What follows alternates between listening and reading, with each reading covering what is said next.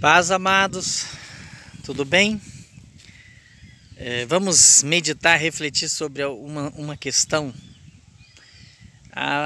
No livro de Lucas 16, 19, está lá narrada pelo Senhor Jesus e escrita por Lucas, uma parábola sobre um homem muito rico que vivia arregaladamente e um outro que ficava à sua porta, pobre, mendigo, né? E todo doente, e os cães lhe lambiam as chagas, e este, à porta do rico, desejava, né, comer das migalhas que caíam, pois nem isto ele comia. E a relação deste rico com ele era uma relação totalmente de desprezo, né? De indiferença. Não existe coisa pior no mundo do que a indiferença, né? E este rico, como a maioria dos ricos, né? Soberbos, arrogantes, autoconfiantes, né? Toda pessoa que é rica, ela tem algumas características em comum. É uma pessoa extremamente autoconfiante, ela confia em si. Ela não é uma pessoa que, na sua maioria, tá? Não pensa no outro. Ela pensa em si primeiro e o resto é consequência.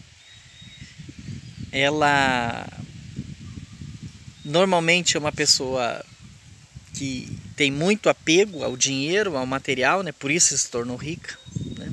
Pessoas ricas são apegadas ao que tem. E este rico do qual Jesus fala, ele morre e o Lázaro também morre. A Bíblia diz que quando Lázaro morre, os anjos vêm e o levam ao paraíso. E lá no paraíso, agora irá desfrutar, né, de uma vida maravilhosa e plena. E o rico também morre e é levado para o Hades, onde em tormenta, né, vê ao longe, porque antes do Cristo morrer na cruz, o paraíso, o Hades, tudo ficava aqui embaixo. Depois da crucificação, Cristo tira o paraíso de baixo e leva para outro lugar, para o céu, né? Mas o Hades ainda ficou lá embaixo.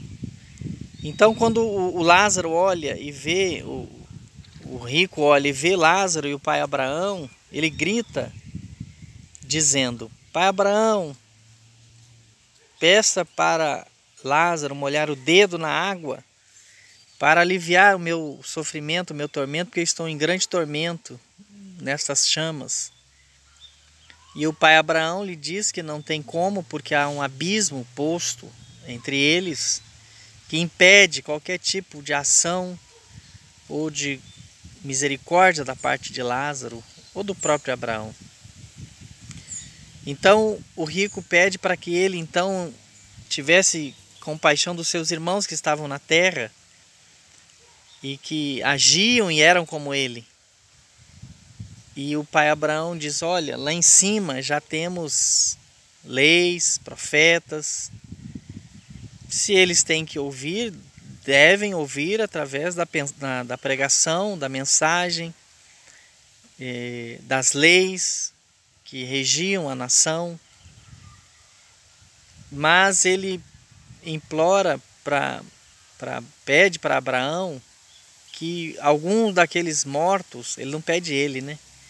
Pede que algum dos mortos pudessem voltar e comunicar aos seus irmãos daquele lugar onde as pessoas que são da forma que agem da forma que ele agia, iam, porque ele sabia que os irmãos agiam da mesma forma que ele. Com certeza eram pessoas ricas, avarentas, egoístas, e que não pensavam em ninguém. E quando ele tem a resposta de Abraão dizendo: olha, ainda que um morto, ainda é como se fosse possível, mas não é possível.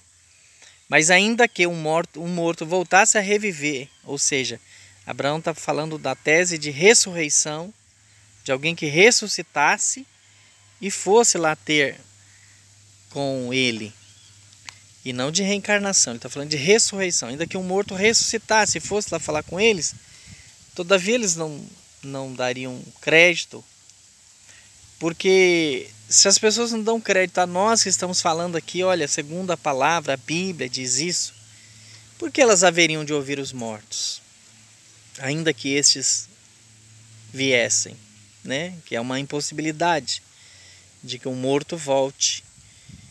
Então, fica uma lição muito importante para nós, né? De que a riqueza ela só traz segurança, em algum tipo de segurança e conforto aqui. E que nós devemos, com essas nossas posses e riquezas, fazer algo que seja benéfico e louvável diante de Deus. Cuidar dos pobres, dos necessitados, das viúvas, pois Deus nos deu esse mandamento.